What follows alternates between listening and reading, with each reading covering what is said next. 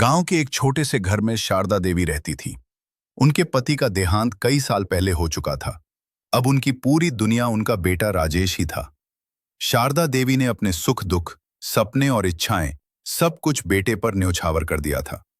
दिन रात मेहनत करके उन्होंने राजेश को पढ़ाया लिखाया और काबिल बनाया। उनकी बस एक ही दुआ थी, मेरा बेटा हमेशा खुश रहे। समय बीता और राजेश की शादी अनीता से हो गई।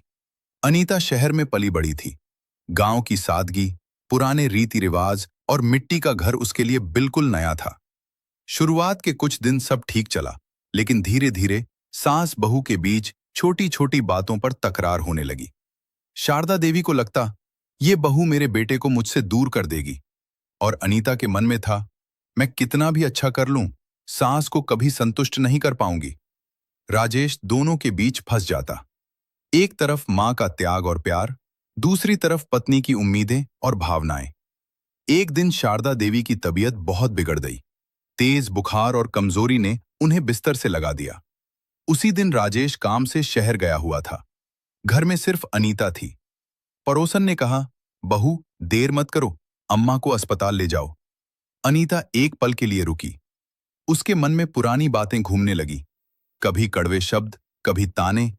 लेकिन अगले ही पल उसने खुद से कहा, ये मेरे पति की मां है, मेरी भी मां जैसी।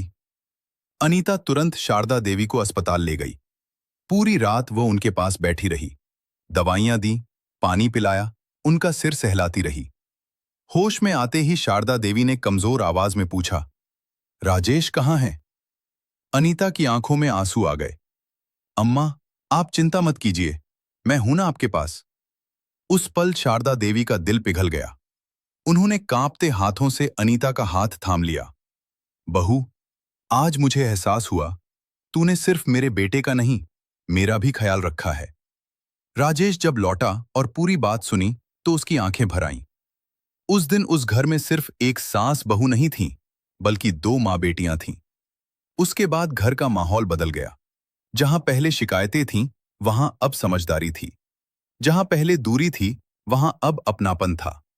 कभी कभी रिश्ते खून से नहीं, व्यवहार और प्यार से बनते हैं। अगर आपको ऐसी इमोशनल फैमिली कहानियां दिल से अच्छी लगती हैं, तो हमारे पेज को जरूर फॉलो करें और सपोर्ट करें। आपका एक फॉलो हमें और भी खूबसूरत कहानियां लाने की ताकत देता है।